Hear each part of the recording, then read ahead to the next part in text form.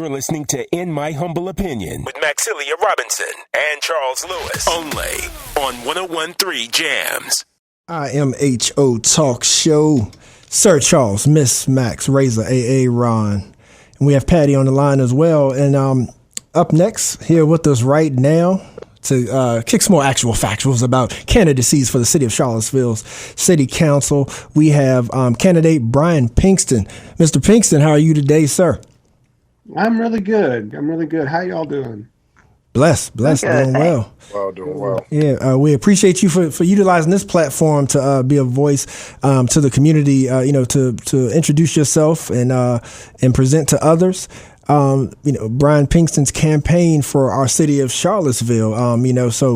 IMHO takes our job here seriously, Brian. So we want you to introduce yourself. As far as those who may not know your background, and then we want to dig a little bit into why our vote should go your way. But first, tell the folks a little bit about yourself. Leading into your decision to run.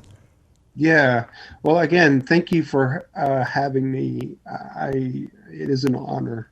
Brian Pinkston is my name. I ran 2 years ago. I came up a few votes short, about 100 votes short, when I ran for the Democratic nomination 2 years ago for Charlottesville City Council. I had honestly not thought to run again, but I received some strong encouragement back in January that I should do that, or February. And after some prayer and talking with my wife and back and forth with friends, we decided to do it again. Okay. A little bit about me, sort of starting now and sort of moving back into my past. I'm a project manager. I work in facilities management over at the university. Okay. I build things, or actually manage people that build things all throughout grounds. We came here in 2004, which is hard to believe, 17 years ago, to go to graduate school. And I got a job during graduate school to work in facilities. That's how we paid the bills. Had 3 little children when we first moved here. Now I have 3 young adults. They're attendees they've graduated from CHS, and they're in PVCC. And so we've certainly taken advantage of the educational system here. Married, lovely woman, Flynn Pinkston. And we're both from the Deep South. My wife is actually from Valdosta, Georgia. Never heard of it. Huh? Never heard of. Yeah, and I'm from Albany, Georgia. Okay. So for Valdosta, if you go down I-75 from Atlanta, about 15 miles north of the Florida line, that's Valdosta. And gotcha. Again, I'm from Albany. So, so that's me. Got you. Yeah. Well, so the topic. So you say you're from the Deep South. Charlottesville has been called the Blue Dot in the South. So why run for Charlottesville City Council? What's your major agenda items? Right. So let me start 2 years ago. So 2 years ago, I was I'm vice chair of the Charlottesville Democratic Party. 2 years ago, I guess I was only a precinct captain. But anyway, I was in a meeting 2 years ago, I guess December of 2018, and listening to the people that were planning to run, and they're all really lovely, powerful people that I respect, people like Michael Payne, Lloyd Snook, Asina McGill. But it seemed like another perspective was missing, which is more sort of a project management, or I'll say a business perspective. Mm-hmm. And so at the time I was like, well, maybe they need someone like me that I have that background, and decided to get into it. And, the interesting thing was, Charles, I really sort of ran last time because I thought it was the thing to do.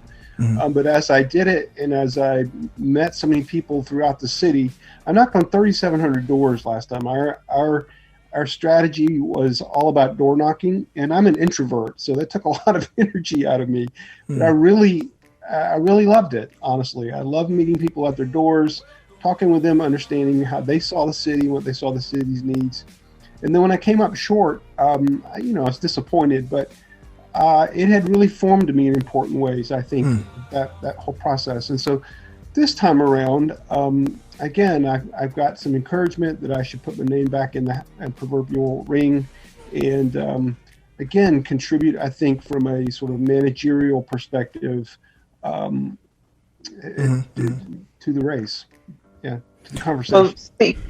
So talking about, what your previous race informed you of, we chatted about this a little bit on the break. What did you learn during the first race that you've either, implemented or now knew not to do that this time around? Right. What do you do differently? Right. Well, I don't know that there's really anything I would do differently in terms of like winning the race, because losing the race last time, there's a whole lot of different reasons for that. They'd probably be better discussed offline. But it's a different race this time. Having name recognition really is a thing. You can sort of tilt the windmills and run and knock on all the doors. And maybe if I had not been working full time, or if I had not had other commitments, I could have knocked on even more doors and won. But the difference this time really is I've been able to. Last time I had 2 people, myself and a campaign manager.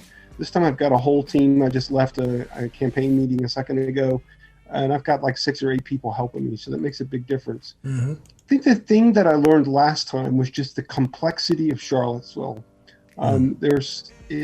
That's both its challenge and its greatest strength. We're a city where we have a world-class university, but we also have really significant poverty. We have significant issues with racial justice. We have significant issues with all kinds of socioeconomic factors that track race, many of them. We're a city that has, places like Greenbrier, and then right next door to Greenbrier, we have an apartment complex behind Whole Foods, of all places, that has a refugee community, a settlement. So it's a really interesting place in that you can find anywhere you go sort of a microcosm of really issues all across the country. And so I like that about it. How you doing, Mr. Pinkston? First off, thank you for coming. Secondly, I want to say that one thing I've learned about the councilmen in Charlottesville is that they don't particularly work well together on important issues. Now, my question to you is, I believe that titles should already match the work that you're already previously doing. And I'd like to ask you, out of your own words, before you decided to run for office this time, what work can you tell us that you've done in the African American community? Because it's one thing to come on here and talk to us and we say, oh, he seems like a nice guy, and get his vote. But have you done anything that we can look at that says that you have actually tried to help disenfranchised people or people of color? Right. The honest answer is not as much as I would have liked or would want to do. Or anything. I'm kind of the rougher one on the show. So good. I just want to know specifically something I'm not that good with a computer, but I would like to be able to know who I'm voting for because of what I've seen on council beforehand. And I believe if people had a look to see what work people were doing before they ran for council, some of the council people wouldn't be there now. Unfortunately, you're running into where we're going to ask you that question. What work have you done before you decided to run for office? Right. And the answer to that's kind of long.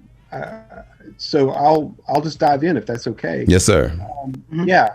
As I said, not as much as I would like. There are plenty of other things I have been engaged in. I'm engaged in my church. Also Charlottesville. We do a lot of work sort of on the side in terms of doing things for racial reconciliation. I've been engaged in hosting a couple of friends of my children who've lived in our house who are African American. I've been engaged in things like that. I've been engaged in the work of educating myself. As you can imagine, a guy who grew up in South Georgia, I've had some growing up and some learning to do. And so those are the sorts of things that I have been, the work that I have done. I have more to do and am looking forward to participating in more of the specific anti-racism work that you're talking about. What I will say, and I feel like actually Carl Brown really spoke to this when he was on the I Love Seville show a number of weeks ago, talking about the different narratives that people bring with them. My narrative, and all of that sort of makes up the fabric of Charlottesville, right? My narrative is I'm the sort of quintessential professional that came to Charlottesville to get a PhD in philosophy, right? And so I came here with a certain set of expectations, never thought that I would remain here, but here we are. And so for me,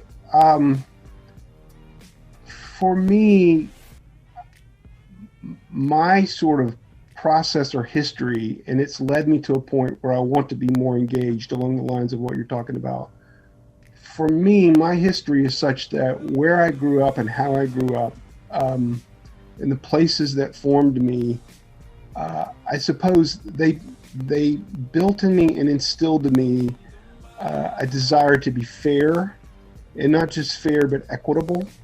And the things that I saw growing up, my first job in a paper mill, and the folks that I worked with there, again in the Deep South, they sort of formed me as a person, such that anything I do, any action I take, must be through the lens of equity for all.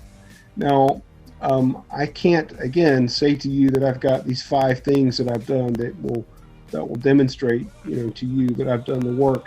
And, I'm not trying to prove that to you or to anyone else, but I can say that my own personal history and life experiences have formed me such that, it's interesting. I think when people look at me or see me or talk about me, there's often a perception that, he's just sort of the professional dude who's going to come in and I don't know, whatever. But people might be very surprised in terms of when I actually get on council, the things that are important to me. Race and equity are always going to be at the top of anything I do. Housing, thinking about the life situation of everyone in the city. The reason I built my campaign around this idea of the common good is that I want to view Charlottesville as like a living organism, not as sort of a set of moving parts. And, like St. Paul said in the Bible, no part of the body prospers if a single part suffers. And so that's really all I can offer to you right now. I can't offer any more. I wish that I could, but that's all I can. I have a question for you then. You gotta go ahead. Thank you for that. Yeah.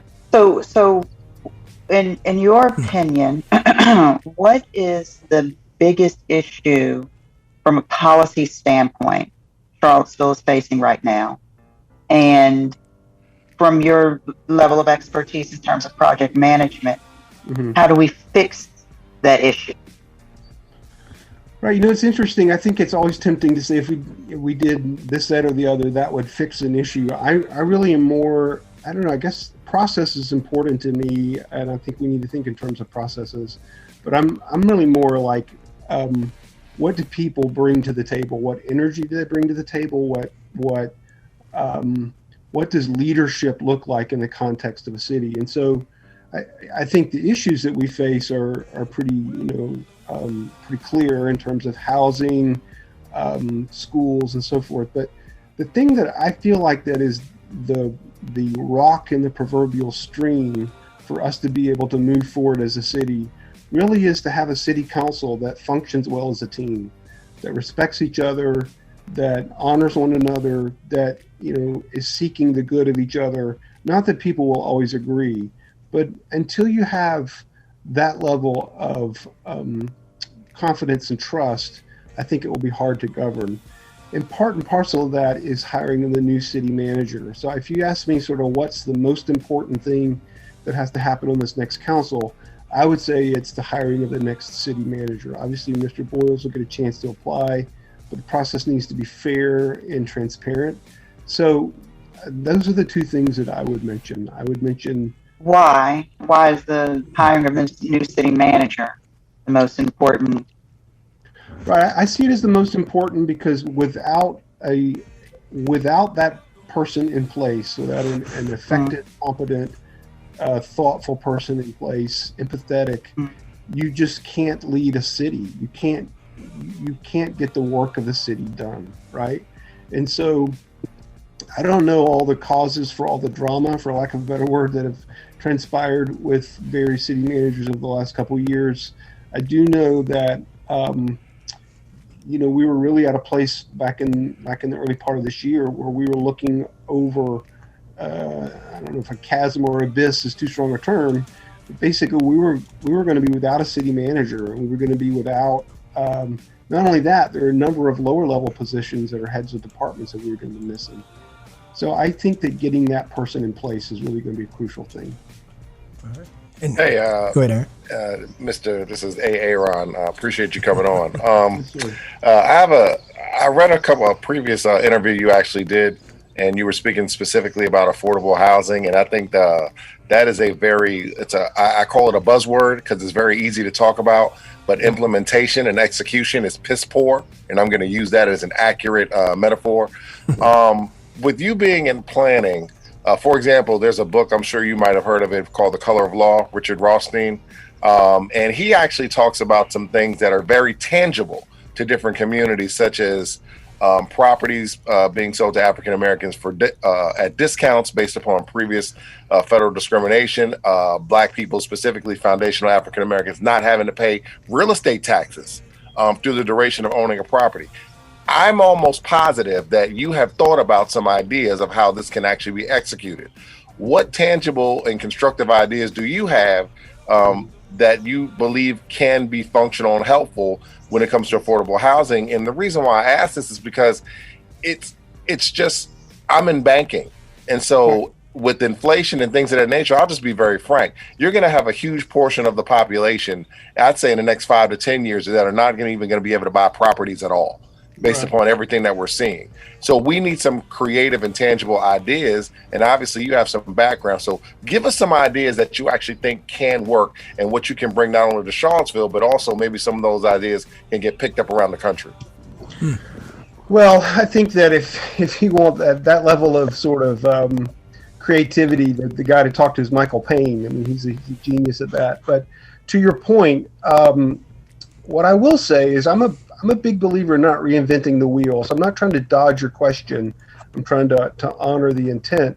I don't know if y'all have all been to the Seville Plans Together website. Mm-hmm. So the consultant that the city brought in to help craft this affordable housing plan, I have to say, I feel like they did a really good job putting that plan together.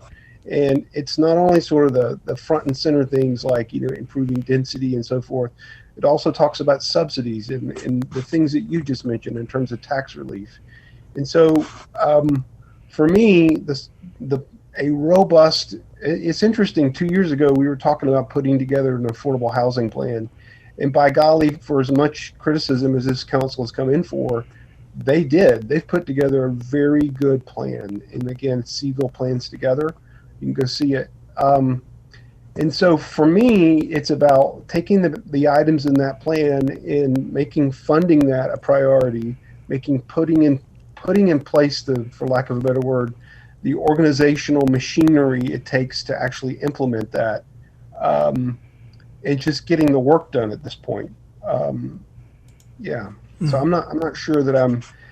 You don't have. So I'm just asking Mr. Pinkston. So you don't have any ideas. Like you don't have, I don't care if it's just totally robust. He's like, Aaron, you know what? I was taking a shower one day. And I was like, man, I'm being honest, because these are the things that people need to hear. To me in this area, every idea should be considered, because we've done a piss poor job of solving the problem. So I know I'm not saying to duck the question, but I know this is something that you've actually thought about. Do you have any ideas that you think might be helpful? That's all. That just might be helpful. I do, actually. But again, they mostly revolve around doing the simple things well. I don't think that these things are really rocket science. I think that we're going to have to, we as a community, here's a good example, Mr. Simmons. So I was in a meeting with the good folks of Fifeville a few weeks ago on a Zoom call, right? Mm-hmm. And we talked about the comprehensive plan, and it's very clear to me that the comprehensive plan and the affordable housing plan really were driven, and the sort of impetus came through activists and so forth. The equity is baked into that plan, which is a great thing. In the conversation with the folks in Fifeville, they're all for equity for sure, but when it came down to thinking about the small area plan for Cherry Avenue, it was very clear they weren't so. The notion of density, when it made for really higher buildings in that area, it wasn't so much a NIMBYism, but it was simply like the concern I had was that even though we had a solid plan, people had not had a chance to really dive into it. And I think it's the implementation that's going to be the issue. So yeah, I've got plenty of good ideas, but most of them honestly revolve around doing things we know how to do now well. So making sure the neighborhoods are on board with the comprehensive plan. Right. Making sure it's not just something driven by activists and folks on the planning commission, people like me. Making sure that we fund things like NDS. And every time basically whenever I talk to someone about NDS, that's an issue that just getting work done through that department is a challenge. I would like to be in the meetings a couple years from now where NDS is not even something that's brought up. You might want to spell that. You might want to tell everybody what that acronym is. Hey, Aaron, we got to go right. Yeah. Oh, okay. Right after that, Mr. Pinkston, we'll have to wrap up. Yeah. Neighborhood development services. Yeah. Just wanted somebody that didn't listen. They first time. I just want to make sure they understand. Yep. Gotcha. But Mr. Pinkston, we are up against the hour. But for those who want to know more about the campaign or reach out to you, how can they do so? Yeah, my website is pinkstonforcouncil.org. It's pink like the color, STON. Gotcha. Nice to talk with y'all, and I really appreciate the opportunity. Yes, sir. We'll see you later down the campaign trail. All right, yes, sir. Bye-bye. All right, stay safe.